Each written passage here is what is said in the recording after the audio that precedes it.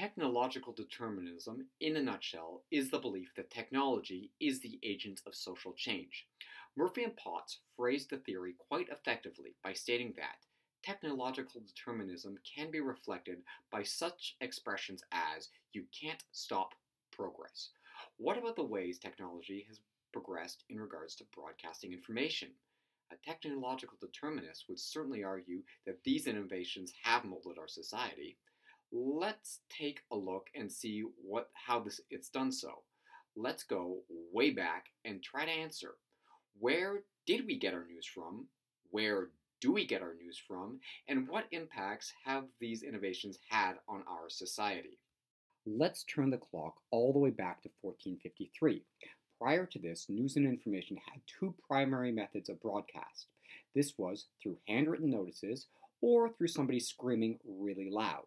In 1453, however, Jonas Gutenberg completed his metal movable type printing press. This would bring upon a new wave of publications we call newspapers. Eventually. Scholars disagree on what the first actual newspaper was. Some say it was the Latin news periodical Mercus Gallo Bellicus, printed in Cologne starting in 1594. Others think it might have been Relation, first printed in 1605 in the Holy Roman Empire.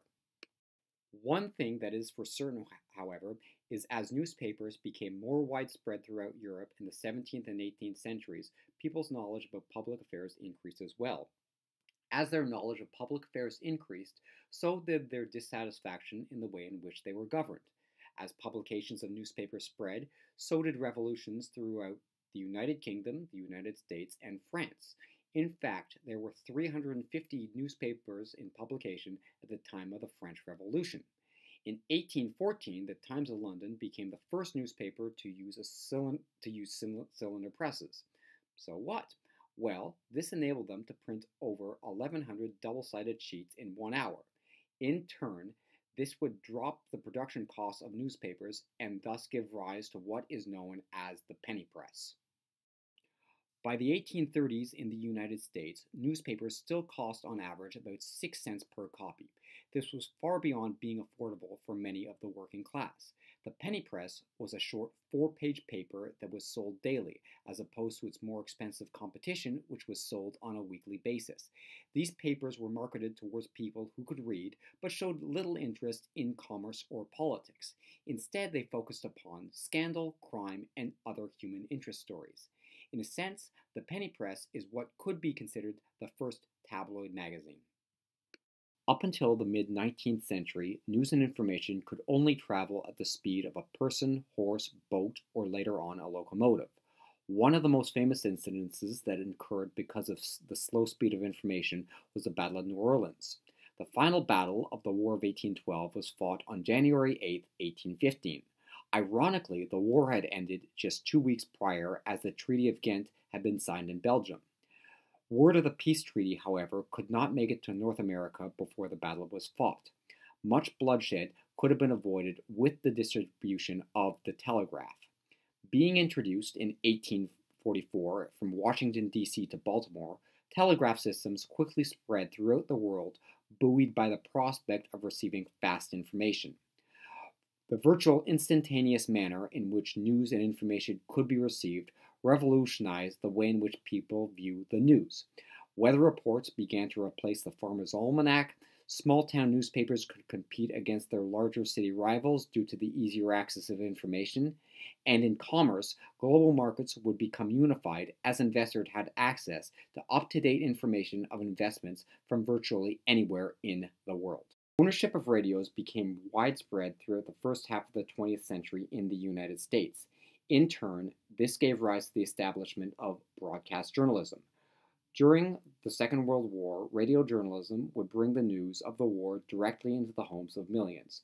President Franklin Delano Roosevelt's declaration of war to Congress following the bombing of Pearl Harbor reached an estimated 73% of American homes.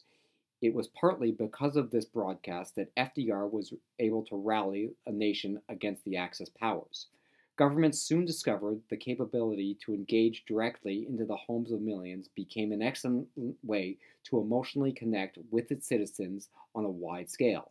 During the 1940s, FDR gave a series of radio addresses which are known as the fireside chats.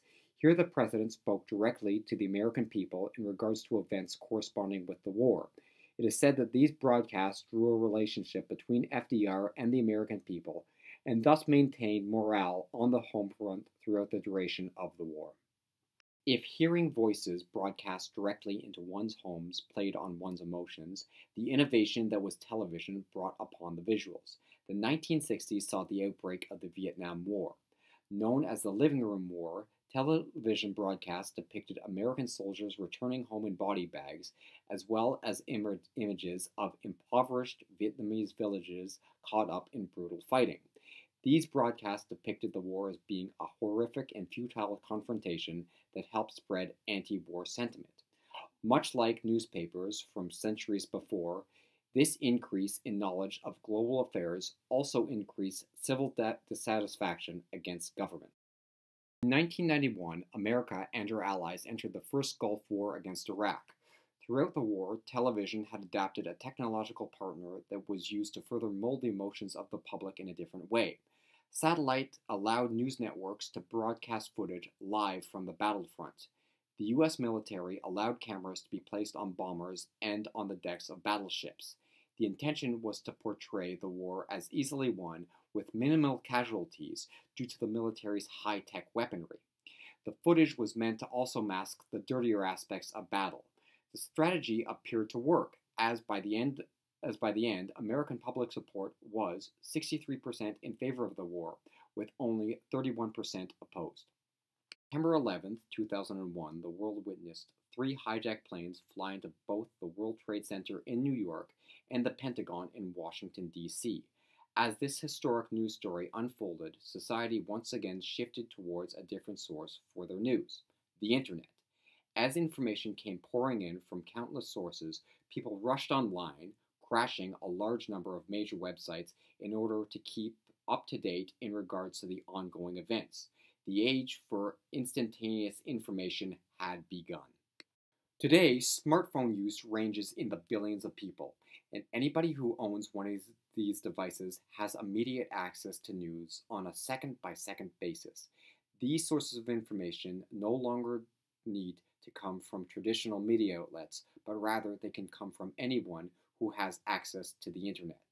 With so many news sources available to so many people, whether they are credible or not, people have become concerned and confused over what is fact and what is fiction.